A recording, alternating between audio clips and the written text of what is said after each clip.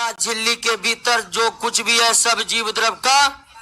तो जीव द्रव में कोशिका झिल्ली के भीतर कोशिका द्रव है, न्यूक्लियस है और कोशिकांग है। ठीक है, कोशिका झिल्ली के भीतर क्या क्या है? कोशिका द्रव है। कोशिका द्रव में विभिन्न प्रकार के सेल ऑर्गेनल है, यानी कोशिका अंगक है और न्यूक्लियस है। तो तीनों आते हैं जीव द्रव में। तो तीनों तो है नहीं, तो आंसर मारिए क्या? ठीक है, कोशिका द्रव केंद्रक एवं कोशिका द्रव में पाए जाने वाले विभिन्न संरचनाएं सभी जीव द्रव का भाग है, लेकिन वो तो ऑप्शन है नहीं, इसलिए सबसे सटीक ऑप्शन आपका क्या है? बी। कोशिका झिल्ली बनी होती है लिपिड एवं प्रोटीन दोनों की, अर्थात प्रोटीन की बनी होती है कोशिका झिल्ली। कोशिका भित्ति सेलुलोज की बनी होती है। कोशिका भित्ति पौधों की कोशिकाओं को संरचनात्मक दृढ़ता किससे? क्योंकि पौधों की कोशिकाओं से जंतु के तुलना में जो मजबूत होते हैं उसका कारण है सेल वॉल, और सेल वॉल किसके बने होते हैं? इसीलिए संरचनात्मक दृढ़ता, स्ट्रक्चरल रेजिडिटी का गुण जो आता है वो सेलुलोज के कारण आता है। झिल्ली युक्त कोशिका, क्योंकि प्रोकैरियोटिक में पाया जाता है केवल राइबोसोम, जिसके ऊपर कोई झिल्ली नहीं होती है। किसी प्रकार की झिल्ली नहीं होती है। जीवाणु, वायरस में तो कोशिका ही नहीं होती है। ठीक है, जीवाणु होगा इसका आंसर। ठीक है, क्योंकि वायरस सजीव के परिभाषा में पूरी तरह फिट नहीं बैठते हैं, इसीलिए आंसर वायरस ना होगा, जीवाणु होगा। क्या होगा? ईआर के बाहरी झिल्ली के ऊपर अवस्थित रहते हैं, राइबोसोम उपस्थित रहते हैं।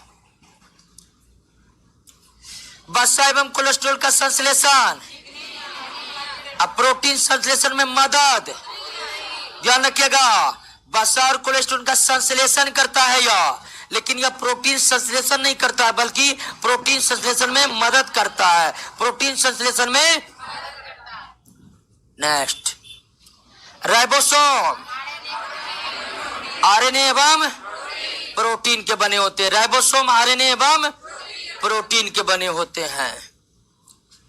गोल्जी उपकरण नहीं पाए जाते हैं, बिल्कुल सही। प्रोकैरियोटिक में भी नहीं पाए जाते, आरबीसी में नहीं।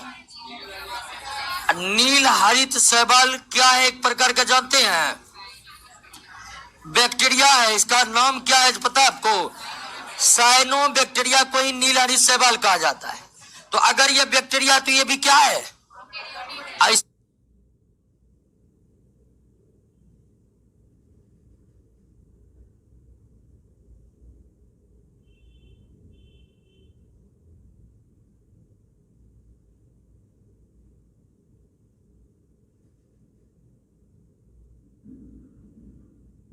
इसमें भी गोल्जी बॉडी, और मानव के लाल रुधिर कोशिका यूकैरियोटिक तो है।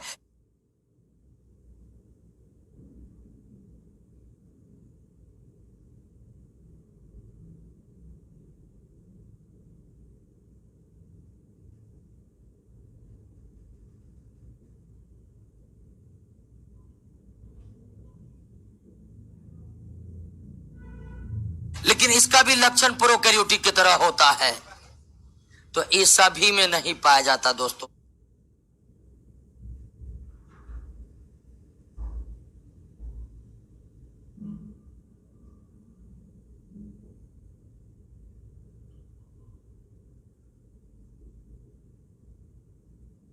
क्लियर है? हम लोगों के ब्लड में जो आरबीसी है, इस आरबीसी में भी राइबोसोम का अतिरिक्त कुछ भी नहीं पाए जाते हैं। लेकिन आरबीसी यूकैरियोटिक है, क्योंकि ये मानव में है या जंतु में है।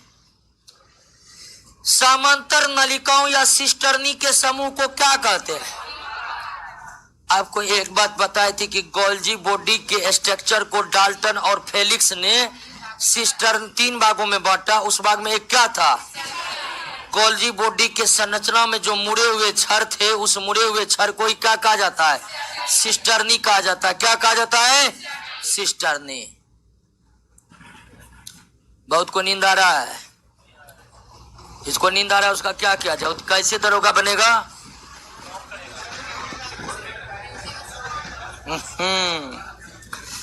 जागे जागे दोस्तों, सबसे पहले होता क्या, स्टूडेंट कष्ट काटना नहीं चाहता, जब तक कष्ट नहीं काटेगा तब तक नौकरी संभव।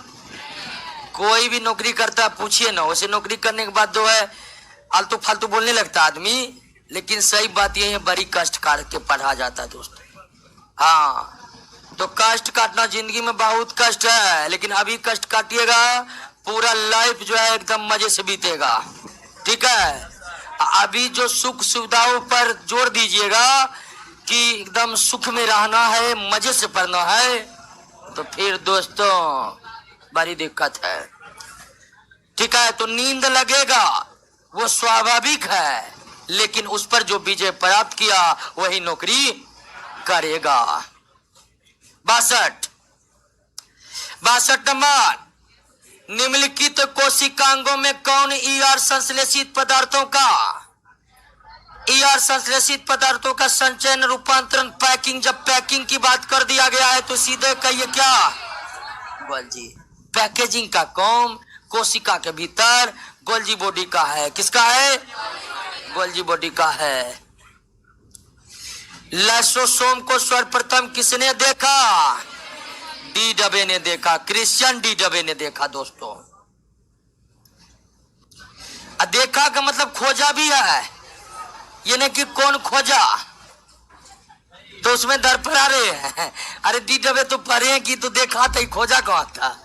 ठीक है, जो देखा था वही खोजा था। जीवाणु एवं वायरस से रक्षा करने वाला लाइसोसोम,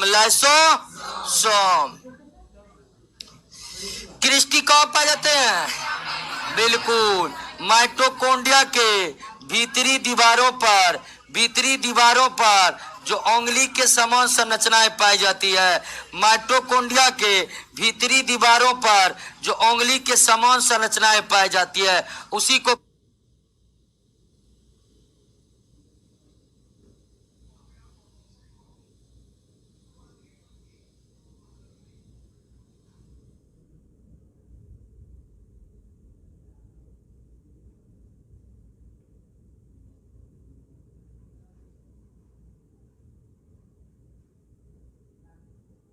क्या कहते हैं दोस्तों? इसी क्रिस्टी में श्वसन वाला एंजाइम रहता है, जिसमें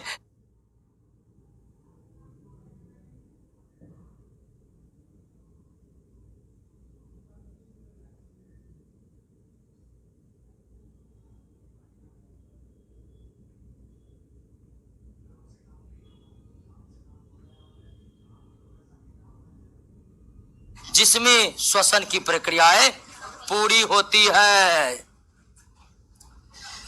श्वसन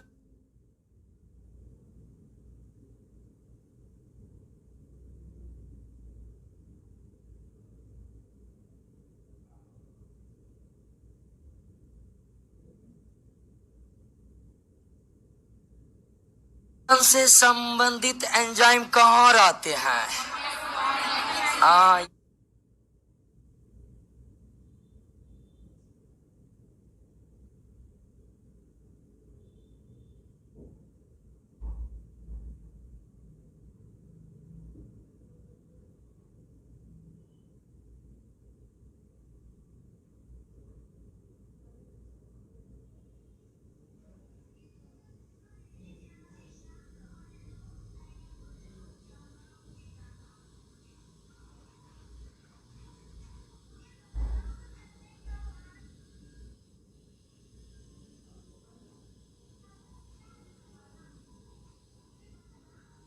ये दे दीजिए, माइटोकॉन्ड्रिया में रहते हैं, माइटोकॉन्ड्रियल गुआ मैट्रिक्स में रहते हैं। रंगहीन एवं श्वेत प्लास्टिड को, हरे प्लास्टिड को, रंगीन प्लास्टिड को कोलोप्लास्ट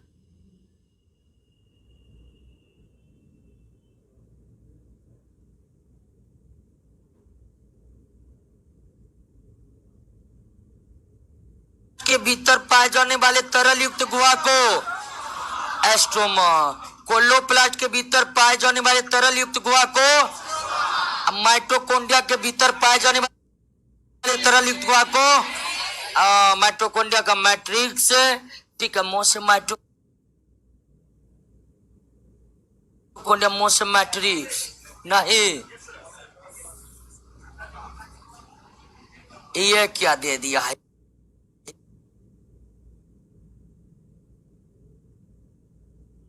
इतना बड़ा क्वेश्चन। आइए दोस्तों, कुछ दम नहीं है क्वेश्चन में, देखते हैं। कोशिका कला यानी सेल मेम्ब्रेन, सेल मेम्ब्रेन को कोशिका झिल्ली भी कह सकते हैं, कोशिका कला भी कह सकते हैं। वर्णात्मक पारगम मतलब अर्ध पारगम, वर्णात्मक पारगम मतलब अर्ध पारगम, यानी इंग्लिश में बोलेंगे तो सेमी परमेबल का हिंदी अर्ध पारगम और वर्णात्मक पारगम दोनों होता है। यानी सवाल आपसे पूछ रहा है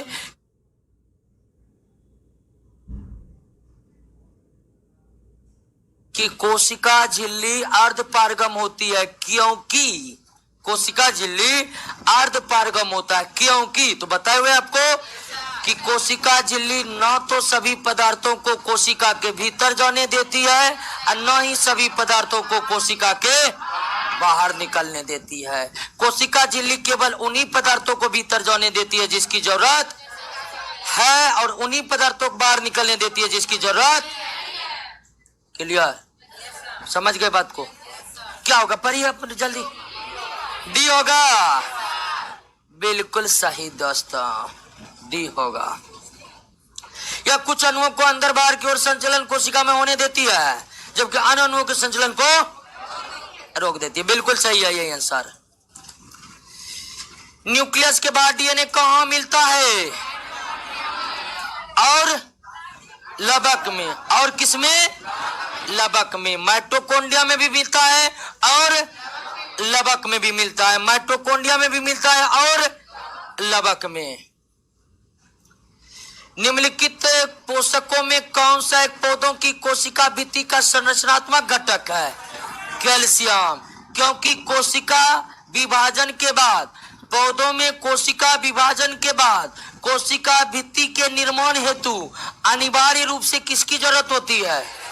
इसीलिए कैल्शियम को कोशिका भित्ति का संरचनात्मक घटक कहते हैं, क्योंकि इसके अभाव में कोशिका भित्ति का निर्माण संभव। कौन सा कोशिका अंग अर्ध पारगम है? कोशिका झिल्ली, प्लाज्मा झिल्ली को क्या कहते हैं? कोशिका झिल्ली, प्लाज्मा झिल्ली एक ही बात है। आंसर ए बी दोनों होगा। अब कहिएगा परीक्षा में ये क्वेश्चन आ जाएगा तब क्या होगा? टेंशन नहीं लेना है, कैंसिल हो जाएगा। ठीक है।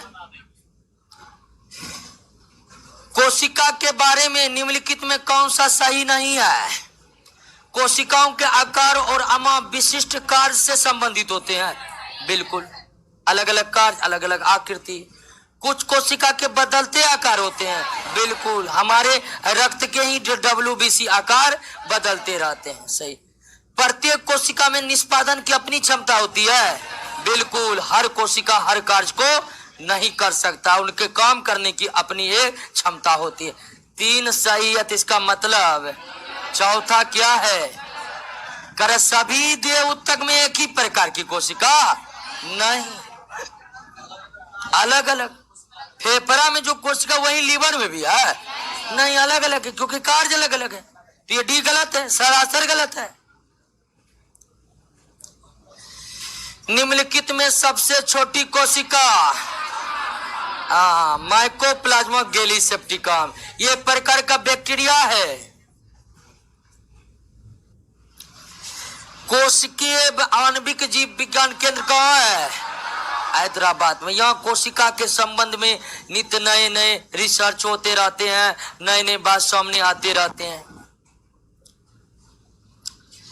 कोशिका का जीवित अंश जीव द्रव कहलाता है और जीव द्रव में कोशिका झिल्ली के भीतर का सब कुछ आता है, यानी कोशिका द्रव आता है, केंद्रक द्रव आता है और अन्य कोशिकांग आता है। क्लियर? यही प्रश्न में इससे पहले कुछ और ऑप्शन था, तो वहां हम उसी के मुताबिक आंसर दिए, लेकिन यहाँ पर आंसर क्या होगा? डी होगा। यहाँ पर आंसर क्या होगा? डी होगा। सर्वाधिक संख्या में गुणसूत्र पाए जाते हैं ओपियोग्लोसम में। दोस्तों ओपियोग्लोसम एक प्रकार का क्या है? प्लांट है, और इसमें कितना पाया जाता है गुणसूत्र? हाँ, यानी 1260। हमारे वैज्ञानिकों ने अब तक कोई ऐसे सजीव का खोज नहीं किया है जिसमें इससे ज्यादा क्रोमोसोम मौजूद हो। मानव में 23 जोड़ा 46 होता है, इसमें देखिए 1260, 630 पे। तो ओपियोग्लोसम एक पौधा है, पौधा, प्लांट। वास्तविक केंद्र किसमें नहीं रहेगा? लगता है क्वेश्चन रिपीट मोड में है। रिपीट मोड में क्या है जानते हैं? क्योंकि 2 बार एग्जाम में पूछा है, 2 बार, इसलिए 2 बार। इलेक्ट्रॉन सूक्ष्मदर्शी का खोज, नवल एवं सूक्ष्मदर्शी का खोज जेड जेंसेन और एच जेंसेन, और इलेक्ट्रॉन सूक्ष्मदर्शी का खोज अंतः प्रदर्भ जालिका की खोज पोर्टर, कोलमैन और तो इसमें नाम केवल किसका है? पोर्टर का। इसमें नाम केवल किसका है? और का नाम है ही नहीं, तो आंसर क्या होगा? बी होगा। Porter, Claude, Kalman. तो क्लाउड और कलमैन है ऑप्शन में? है ही नहीं। गुणसूत्र शब्द किसने? वाल्डेयर ने। ठीक है, गुणसूत्र का खोज किसने किया था? हॉफमिस्टर ने। गुणसूत्र का खोज हॉफमिस्टर ने खोज कर इसका नाम रखा था न्यूक्लियर फिलामेंट। क्या रखा था? ठीक है, गुणसूत्र का खोज जो किया था हॉफमिस्टर ने किया था, लेकिन हॉफमिस्टर ने गुणसूत्र का नाम क्या रखा था? Nuclear filament. आगे चलकर वाल्डेयर ने इसका नाम न्यूक्लियर फिलामेंट से बदल करके क्या रखा? क्रोमोसोम रखा। क्लियर हो गया।